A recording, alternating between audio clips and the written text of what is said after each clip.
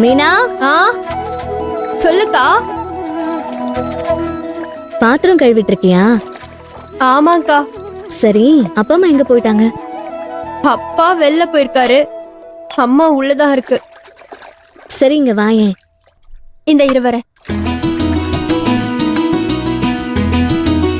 என்னக்கா? பக்கத்துல இருக்கிற முருகன் கோயிலுக்கு போயிட்டு வந்தேன். இந்தா.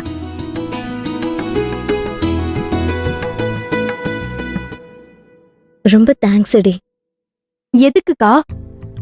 இல்ல, அத்தை பிரச்சனை பண்ணிட்டு போயிருச்சு, மான பிரச்சனையா போயிடுச்சு. எப்படியாவது பணத்தை கொடுக்கணும்னு நினைச்சேன். வீட்டை தவிர வேற வழி தெரியல. அதான் உன் பேர்ல எழுதி வச்சுட்டேன். எப்படி உன்கிட்ட கேக்குறது? கேட்டா நீ என்ன நினைப்ப? என்னடா இது, அக்கா எழுதி கொடுக்கற மாதிரி கொடுத்துட்டு அடகுன்னு சொல்லி வாங்கிடுச்சுன்னு நீ நினைச்சிட்டா? என்ன பண்றதுன்னு ஒரே யோசனை. ஆனா அக்கா கேட்டதும் ஒரு சின்ன தயக்கம் கூட இல்லாம என் கூட வந்து கையெழுத்து போட்டு பாத்தியா? உன்னை ஆயுசுக்கும் மறக்க மாட்டேன் மீனா. அக்கா, எதுக்குக்கா இப்படி பெரிய பெரிய வார்த்தைலாம் பேசுற? இல்ல மீனா, என் மானத்தையும் என் கௌரவத்தையும் நீ காப்பாத்திருக்க. நான் என்ன பண்ணுவேன்? யாருக்கிட்ட போய் கேட்டிருக்க முடியும் சொல்லு பாக்கலாம். அக்கா, உன் சொத்து உன் வீடு, நான் ஒன்னும் உன் கூட பொறுக்கலக்கா. எனக்கு எதுக்கு நீ செய்யணும்? ஆனா என் பேர்ல எழுதி வைக்கணும்னு உனக்கு தோணுச்சு பாத்தியா? அதுதான்க்கா நீ என் மேல வச்சிருக்கிற பாசம். நான் ரொம்ப கொடுத்து வச்சவக்கா.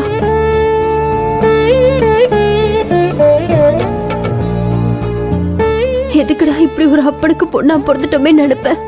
ஆனா தெய்வம் மாதிரி ஒரு அக்கா இருக்கும்போது இப்படி ஒரு மனுஷங்களோட என்ன படிச்சிருக்காருன்னு நான் நினைக்கலக்கா. நீ எனக்கு எப்பவுமே அக்காவா இருந்தது இல்லக்கா. நீ என் ஃப்ரெண்டு கிட்ட எல்லாம் நீ அம்மானு தான் சொல்லிருக்கேன்க்கா. அவங்க என்ன எப்படியோ போய் தொலைட்டுன்னு விட்டாங்க. என்ன வளர்த்து ஆளாக்குனது எல்லாமே நீதானக்கா. அழாத. இங்க பார், எனக்கும் என் அப்பனுக்கும் எனக்கும் அம்மாக்கும் என்ன பிரச்சனை வந்தாலும் உன்னை யாருக்காகவும் நான் விட்டு கொடுக்க மாட்டேன். அது என் மாமனுக்கே தெரியும். இந்த வீட்ல இருந்து நீ இன்னொரு வீட்டுக்கு போறப்போ புத்திசாலியா பொழைச்சுக்கணும். அதான் நான் என் மாமா வீட்டுக்கு போறேங்கிற சந்தோஷத்தை விட என் மீனாவை தனியா விட்டுட்டு போறேங்கிற வருத்தம் தாமா அதிகமா இருக்கு. உன்னை என் கூடவே வச்சுக்கணும்னு அவ்வளவு ஆசை.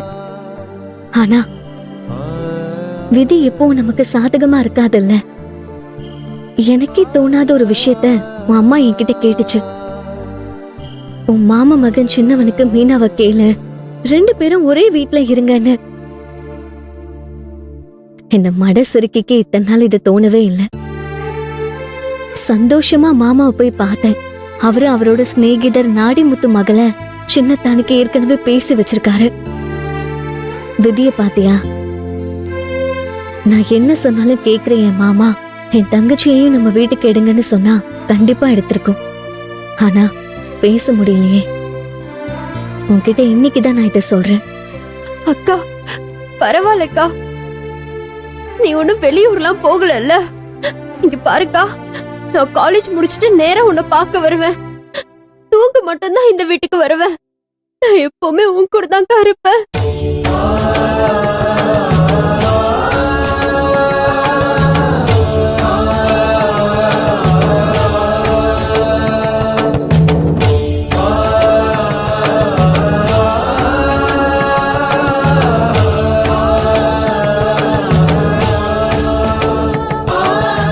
சரி, அழாத. சரிக்கா, நான் போய் ஃப்ரெஷ் ஆயிட்டு டிஃபன் எடுத்துட்டு வரேன். சரியா?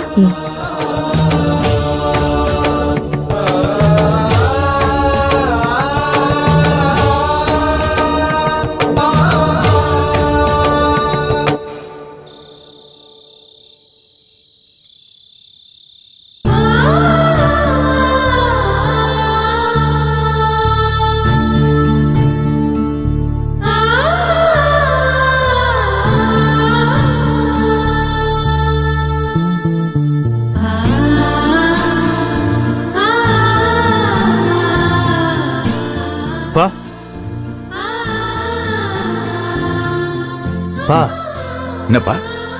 ஏன்பா ஒரு மாதிரி இருக்கீங்க? அப்படிலாம் ஒண்ணும் இல்லப்பா. எனக்கே கஷ்டமா இருந்துச்சுப்பா. என்னதான் இருந்தாலும் அம்மா அப்படி நடந்திருக்க கூடாதுப்பா. எனக்கே இவ்வளவு கஷ்டமா இருந்தா அப்போ உங்களுக்கு?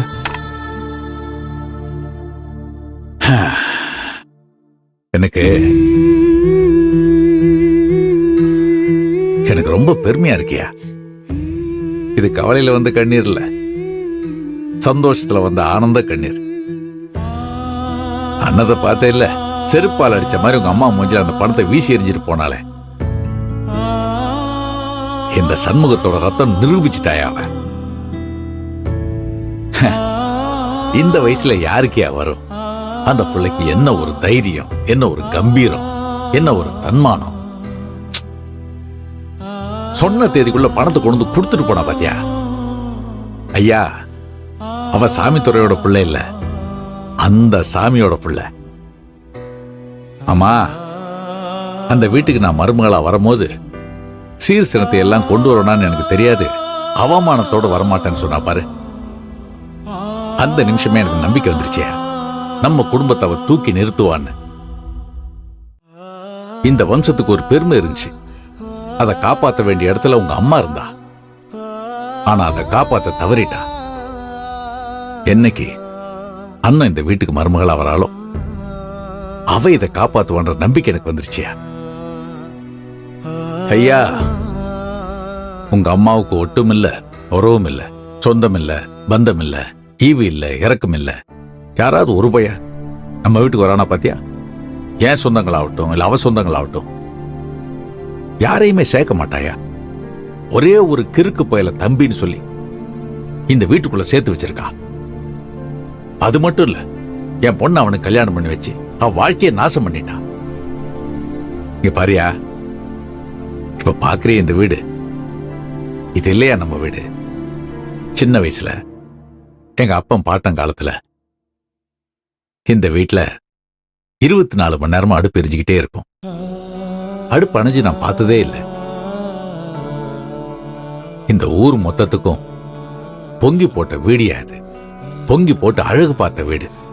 அப்படி அழகு பார்த்ததெல்லாம் யாரு? என் அப்பனும் பாட்டனுமா? இல்லையா?